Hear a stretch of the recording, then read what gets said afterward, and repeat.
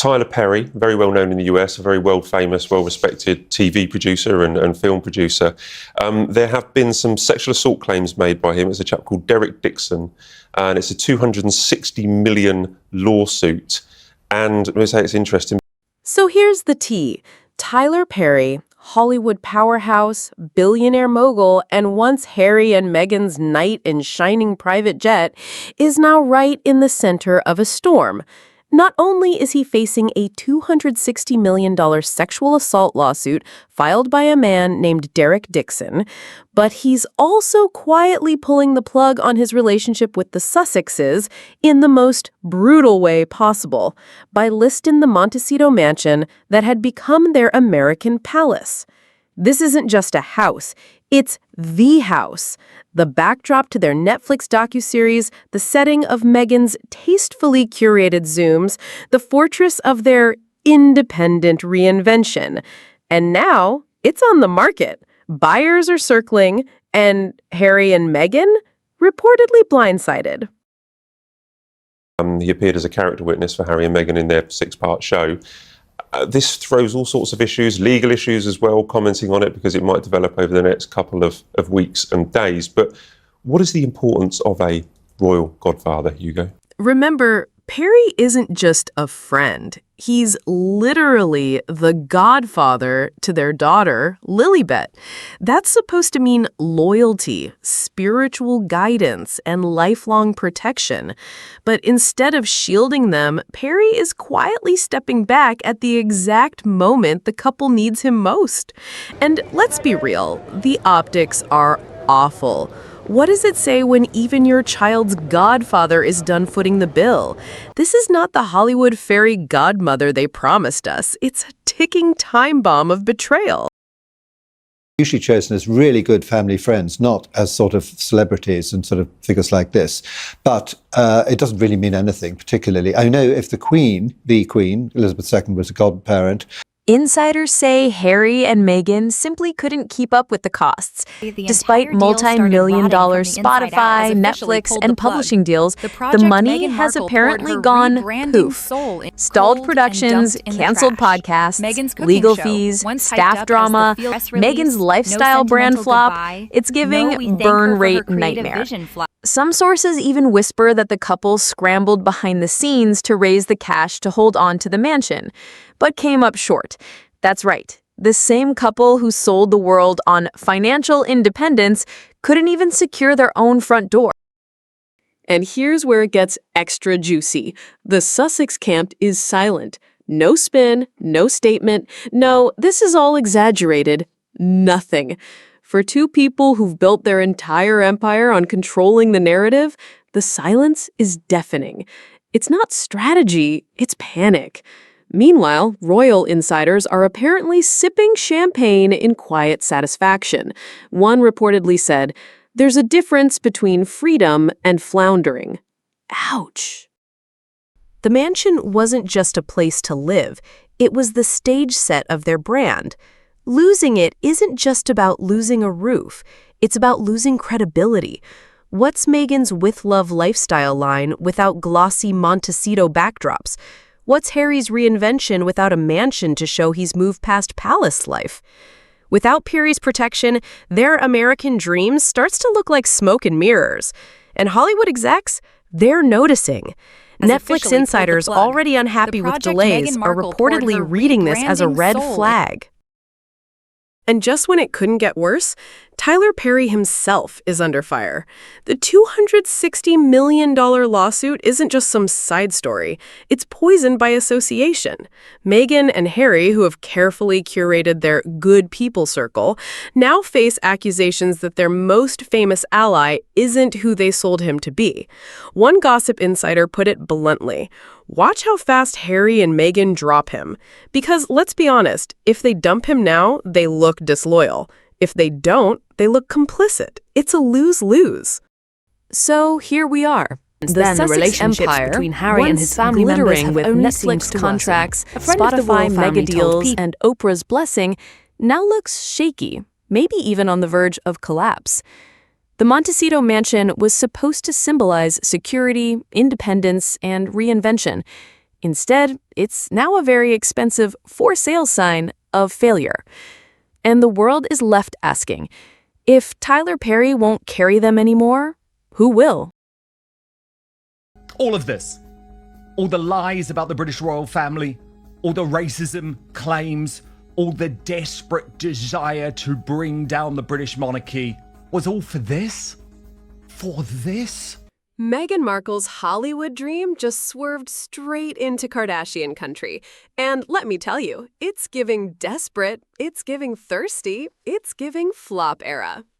Remember when Meghan Markle had the palace at her feet? The title, the prestige, the global attention? Yeah. Fast forward to now, and her big win over the weekend was, wait for it, a blurry Khloe Kardashian Instagram story. Not a dedicated shout-out, not even a tag, just a half-hearted flicker of her as ever products floating in the background. You know what that is? That's not clout. That's crumbs. Meghan Markle overnight finally joined the Kardashian club. And I feel really sad about it. For all my girls, starting with Kay, she posted, and we know she's looked up to Khloe and Kim and Kourtney for some years. And let's be real, Meghan Markle didn't just send the Kardashians a few casual bottles of wine. No, no, no. These weren't Costco gift baskets. We're talking handcrafted, photo-ready, please post me on your story hampers, designed with military precision to scream luxury. Gold foil, silk ribbons, probably fairy dust sprinkled by underpaid assistants. This wasn't generosity, it was a marketing ambush. But here's the kicker. The Kardashians didn't bite. No glamorous unboxing, no cheeky Kim caption, no OMG thanks Megs, just silence. And then, Khloe, of all people, dropped a vague little story that looked less like excitement and more like regifting. That's right, word on the Hollywood streets, Meghan's precious baskets might not even have landed in the hands of the sisters she was gunning for. They could have been tossed around like a spare Yankee candle until someone finally said, fine, I'll post it. It's surprising given those three actually work really hard, unlike her. But it's just quite pathetic, isn't it, that this is now the highlight of Meghan Markle's world. A woman who, quite literally, Now let's pause for a second. Imagine Meghan, once rubbing shoulders with world leaders, standing next to Queen Elizabeth on the balcony of Buckingham Palace, now refreshing her phone at 2 a.m., squealing because Khloe Kardashian accidentally showed a bottle of her wine. That's not power. That's a downgrade. And here's where it gets delicious. The Kardashians never forget to tag. These women are the CEOs of clout. Every nail polish, every protein shake, every ugly waist trainer, tagged, promoted, monetized. So the fact that Meghan got nothing, no tag, no mention, wasn't an accident. That was a choice, a very loud silence. The Hollywood equivalent of inviting someone to the party but forgetting to add their name to the guest list. Brutal. was given the opportunity by the late Queen Elizabeth II to change the world. Now has her world changed? And the hypocrisy? Whew. Meghan once accused the royal family of racism in that bombshell Oprah interview. She built her brand on moral high ground, calling out injustice. Yet here she is bending over backwards for the Kardashians, the same family dragged through endless scandals about cultural appropriation and tone-deaf comments. Suddenly, it's principals who? Because when the Kardashian seal of approval is on the line, Meghan's values seem negotiable. Let's not forget, the Kardashians don't hand out clout like free samples at Costco. You earn your seat at their table by proving you're a brand machine. Kim, Khloe, Kylie, they live and breathe their empires. Meghan, on the other hand, keeps popping up with flashy launches, disappearing for months, then expecting the world to bow. Honey, this isn't Buckingham Palace. This is Hollywood. And here, if you're not grinding 24/7, you're irrelevant by Tuesday. And here's the theory floating around that makes this even juicier. What if Khloe's story wasn't a kind gesture at all? What if it was a subtle snub? Think about it. Posting the gift but refusing to tag Meghan sends one very clear message. We see you, but you're not worth our brand's time. Ouch. Because here's the truth. Meghan needs the Kardashians, desperately. But the Kardashians, they don't need Meghan. They already dominate every social feed, every tabloid, every headline. She's trying to claw her way into their circle, but they're looking down from their billion-dollar empire like, cute basket, next. So what are we left with? Meghan Markle, the Duchess who once promised to change the world, now reduced to chasing Instagram validation from reality TV royalty. It's not empire building, it's clout chasing. And the saddest part, she doesn't even realize the Kardashians have already given her their answer. Not with words, not with criticism, but with silence. And in Hollywood, silence cuts deeper than scandal. Because scandal keeps you relevant. Silence makes you invisible.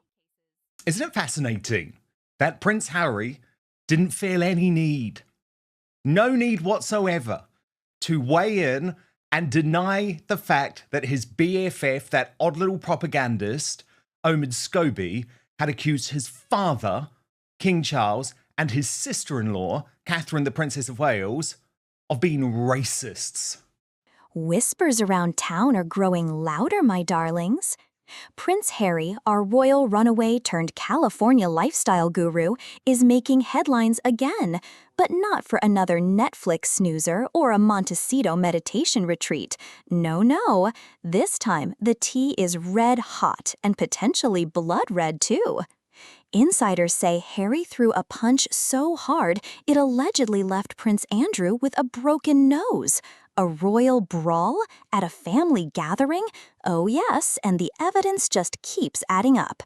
But here's the kicker. Harry raced to deny it. Denied it harder than Meghan denied ever Googling the royal family. And yet, radio silence when his ghostwriter buddy named King Charles and Kate Middleton as the royal racists. Curious, no? Oh, the selective outrage. Something is off, and I smell more than just Montecito rosé. Let's rewind to sunnier times, shall we? Remember when Harry was the cheeky, beloved bad boy of the royal family? The Vegas strip down, the Invictus Games, that ginger charm we all loved? The royal wild card, but still loyal to the crown. Meghan was the fresh, glamorous addition, a Hallmark actress turned Duchess, the fairy tale the world wanted. Together, they were Sussex 2.0, bold, beautiful, branding gold. But like all glossy love stories, the gloss was just a filter. It started subtle. Odd public spats, cold stares at royal engagements, that chilling Oprah interview, whispers of staff crying in the halls, and let's not forget Spare, the literary therapy session that should have come with a therapist's note and a confidentiality waiver. Then came Omid Scobie, Meghan's ghost whisperer/cheerleader, his royal revelations suspiciously close to Markle messaging. And while Scobie all but doxed the so-called royal racists, did Harry say a word? Not one peep. But one page about a family punch-up, and suddenly it's DEFCON 1, official statements, threats of legal action, and that never happened vibes. One might say, if you scream only sometimes, it shows where you want the silence. But yet, Harry, who has made through Meghan horrendous allegations against his family, he's perfectly fine with those staying out there. He didn't respond at all. Let's talk about the career car crash that is everything since Netflix signed them. Spotify dropped them faster than you can say archetypes. Their podcast? Canceled. Their scripted content? Delayed, dumped, or quietly buried. Their as-ever lifestyle brand? As never. As nothing. As confusing AF. And that wine drop? Girl, no. We've seen more coherence in Kylie Jenner's skincare routine. Meghan's branding is now just a Pinterest board of beige fonts and foot shots. Literal feet in wine ads. She went from royal receptions to toe-tagged influencer content. And Harry, He's paddling into the Pacific with TMZ following staged, candid pics of family beach days, captioned like it was written by ChatGPT on a sugar high. Let's be honest, the only buzz they're generating lately is from rosé with a side of PR spin. Gotta say as well, when it comes to those pictures, what's truly surprising is that for the couple who used to hang all over each other in public forums, they're not doing any of that there. But wait, not all hope is lost. Insiders say Meghan's been dialing up her contacts. We're talking A-listers, billionaires, and rumor has it, a few LA moms who really run the town. The new strategy? Less royal, more goop. Less Buckingham, more Brentwood. And Harry? Desperately seeking relevance. He wants in again, back in with the firm. Peace talks, olive branches, and palace groveling. Not for love, no, for brand survival. Because without royal access, what's left? Just another faded celeb in Malibu who once got a $100 million Netflix deal and still couldn't deliver. It's not reinvention, it's resurrection, and it's getting awkward. Public sentiment? Oh, it's shifted. The fans are jaded, the memes are biting, and the press? They've stopped asking, is Meghan okay, and started wondering, who's next? Her friend count is dwindling faster than her Spotify ranking. Even former allies in the media have gone quiet. No more A-list gushing, no more trailblazing couple headlines. When the Hollywood Reporter starts questioning your inner circle, it's not gossip, it's a signal. Meghan's once pristine narrative is showing wear and tear, and people are catching on. Public sentiment? Brutal. Twitter is a battlefield of Meghan memes, Harry hashtags, and headlines like, "Where did it all go wrong?" Former fans are now disillusioned. Former friends? Silent. Even Hollywood's elite, the Obamas, Clooneys, Oprah, have tiptoed away like party guests realizing they've overstayed. Brand Sussex is suffering from fatigue, confusion, and, dare I say, overexposure. They're no longer the rebels. They're just that couple, the ones who promised authenticity but delivered beach pap walks and foot-forward wine drops. The Crown didn't exile them, they exiled themselves. And now they're locked out, knocking with rosé in hand, and no one's opening the door.